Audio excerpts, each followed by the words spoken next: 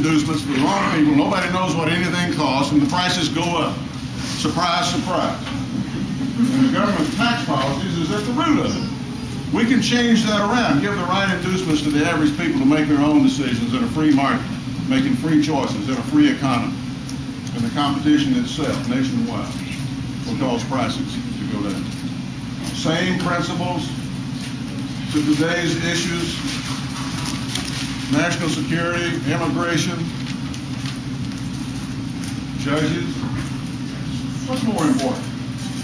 What's more important, other than national security, than the selection of federal judges and judges to the Supreme Court of the United States?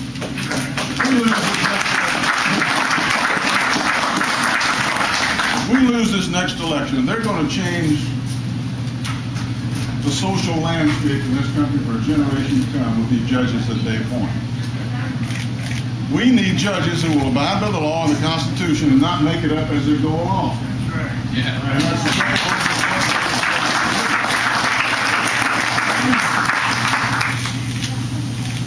President Bush called me and asked me to help Judge John Roberts work through the Senate confirmation process. It was a great honor. It reminded me, he's now Chief Justice John Roberts, and I think he'll be one of the all-time greatest. But it's in the balance. It's in the balance. This next president very well made more than one appointment before very long. It's all in the balance. We need more. And more, the federal judiciary is making social policy in this country. The very idea that our founding fathers could have been so careful to set up an executive, a legislative branch, and a judiciary, and have all that balanced out so careful, checks and balances every which way. That's one of the reasons why we have all this conflict. Founding fathers wanted it that way. Tell you the truth, we got a whole lot more than they bargained for, and more than we need, but it's designed to have checks and balances all along the way. The very idea they set up a system like that and then take the judiciary and say, oh, by the way, you're going to establish social policy for the entire nation. It's ridiculous. But that's what's happening. That's what's at stake. We can still apply the same common sense principles that our founding fathers laid down for us and been successful for us in time past to that issue also. So, it's in our hands. That's why I'm here. That's why I'm here. I enjoy the beautiful scenery and I enjoy the people. But not enough to come out here today if I wasn't concerned about the future of my country and the kind of world my little children were going to grow up in. And I ask myself, how many people have an opportunity to do something about that? And I say to myself, Thompson, you're not at your highest and best use. It's time you stepped up one more time to see whether or not your country could use you. If the answer is no, so be it. I'll go with a smile on my face, knowing I've done the best I can. But if the answer is yes, and we can be truthful and honest and face up to the reality of what we're dealing with in this country in the future, if we go down the wrong road, then together we can do some remarkable things. That's what I'm counting on. And I appreciate your friendship, and I appreciate you being here today. Thank you very much.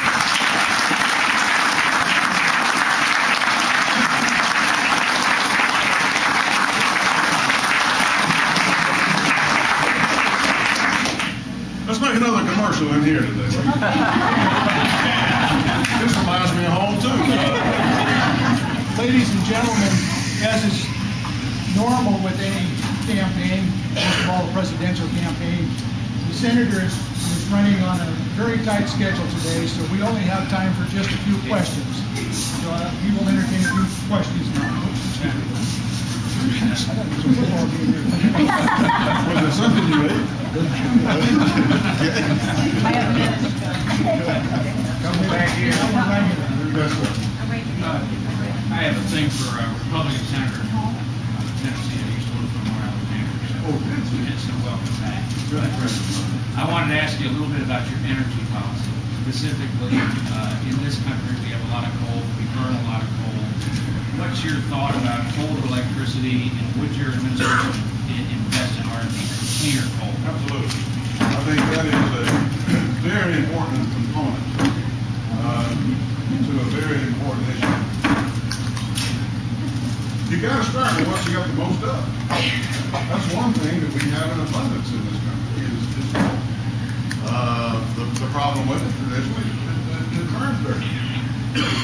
There's no technology that we're obviously aware of, in terms of coal gasification, in terms of the ability to sequester the bad stuff and not do any additional damage to the environment. We've got to pursue that. We've got to pursue research and development in that area.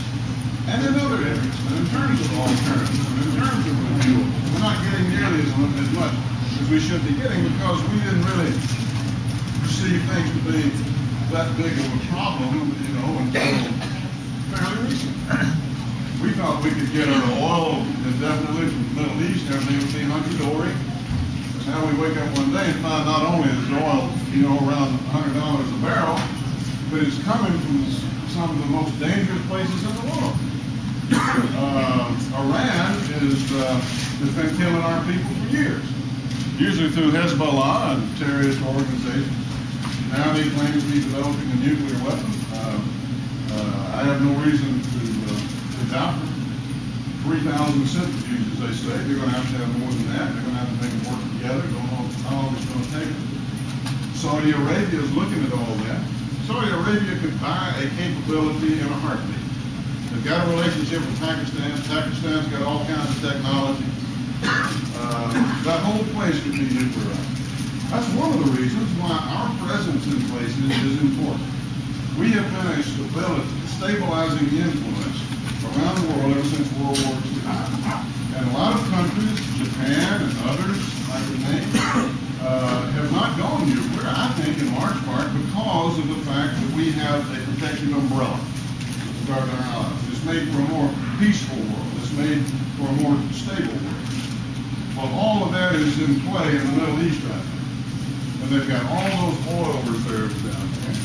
And while there will probably be plenty of oil in the world and it's a fungible item, the price could be anything imaginable.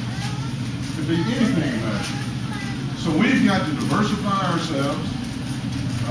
There's not going to be independence in the anytime near future. Don't let anybody say that, Bill.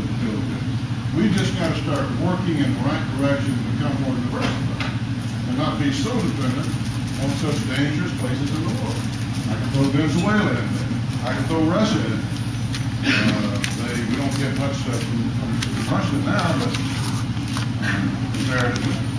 But they're a rich source, and they're using it for bad political moves. These are the kind of things we've got to contend with. So absolutely coal, absolutely nuclear. We kind of took nuclear off the table some years back. France and Japan and countries like that now get a much higher percentage of their electricity nuclear than we do. And other green nations call themselves green more than we do. We've got to use our own resources here. If we down here, we can drill easier in places without environmental damage and put it down back. We've got to do all those things. But coal is an important part of that. And the technology that will come from additional research and development. Yes, ma'am. Would you support a greater focus on chronic disease prevention rather than treatment? When I support a greater focus on chronic disease prevention rather than treatment, I can't say that I would want to take anything away from the efforts being made to cure. I can't say that. The National Institute of Health, for example, is doing, I think, some remarkable things with regard to some of these issues. I'm right in the middle of that. I mean, I know what they can do. I've seen what they can do. Cancer, last numbers I looked at, certainly certain kinds of cancer, including breast cancer, has gone down after going up for many years. I have a type of indolent lymphoma myself, and I'm very fortunate that I've never been sick a day, and it's one of the so-called good kinds, and it's treatable. And I'm going about my business. I checked with my doctor first off when I started thinking about this. I said, "Any reason why I shouldn't do it because of that?" He said, "No."